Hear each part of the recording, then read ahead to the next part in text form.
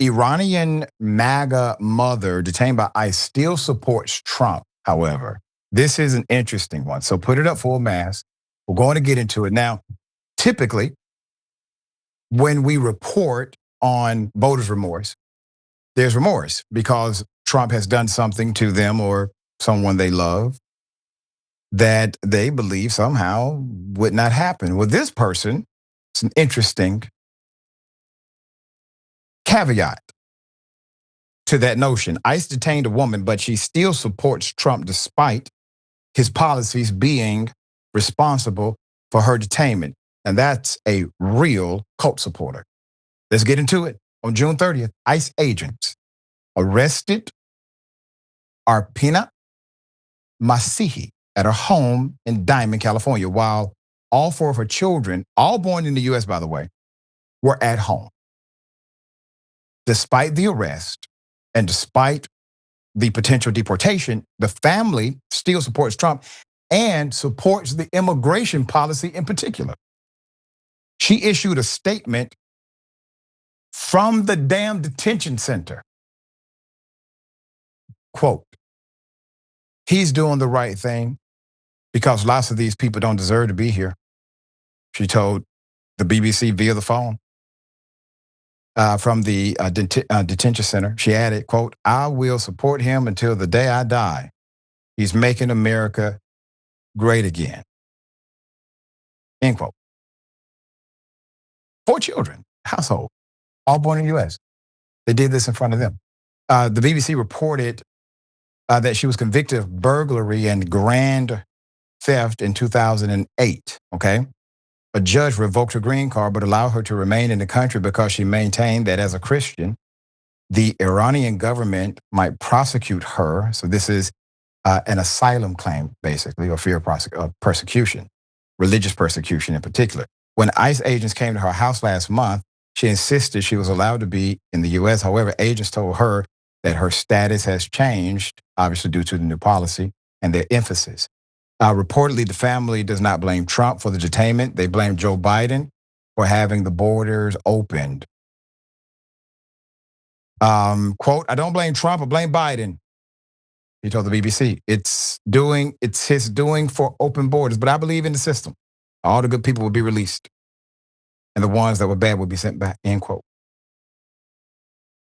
They also told the BBC she was held in a freezing, brightly lit room with 28 other women for 3 days. The report said they survived on snacks and 1 bottle of water a day. She says the women huddling together for warmth and sleeping on the floor.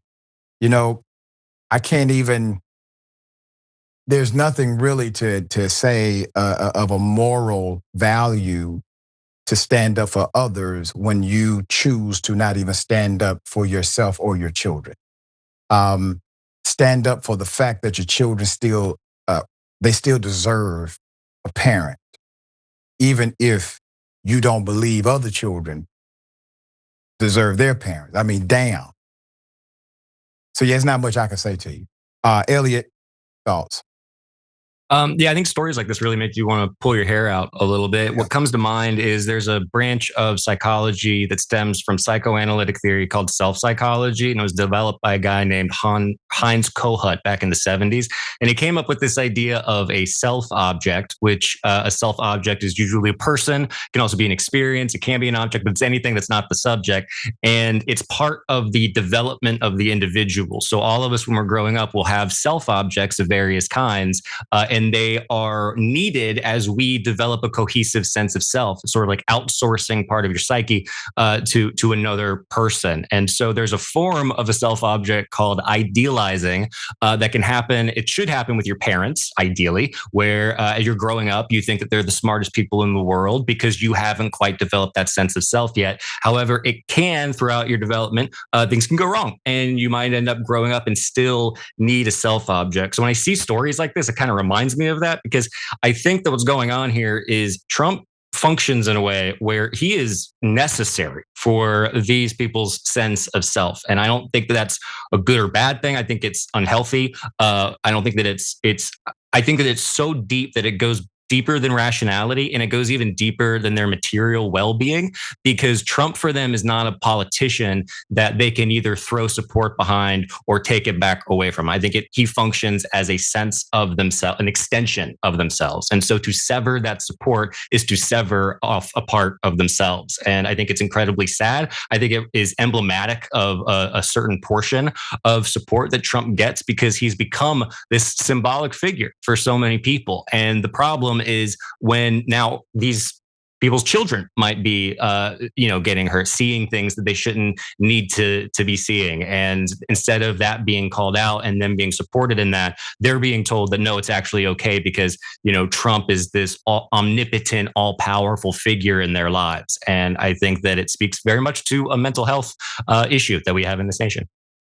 It is a fascinating review of the human psychological.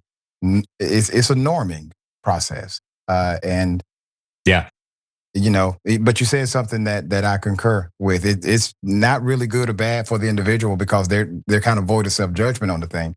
You can only weigh beneficial or non-beneficial, and I would hope somebody would weigh it's kind of non-beneficial for you to be taken away from your kids. Your kids be taken away from you. You All could right. say. Yeah.